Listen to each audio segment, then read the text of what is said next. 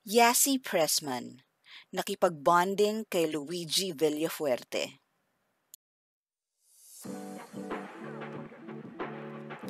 Makikita nga sa mga recent pictures ni Yasi Pressman at Luigi Villafuerte na tila masayang-masaya sila sa kanilang bonding moment. Si Yasi Pressman o Yasmin Isabel Pressman ay ang 28 years old na former star ng FPJs ang probinsyano. Samantalang si Luigi Villafuerte naman o Vincenzo Renato Luigi Reyes Villafuerte ay ang 26 years old na incumbent governor ng Camarines Sur. Si Luigi ay anak ng prominenteng politician ng Camarines Sur na si Luis Raymond El Rey Villafuerte at kapatid rin ni Miguel Luis Migs Villafuerte.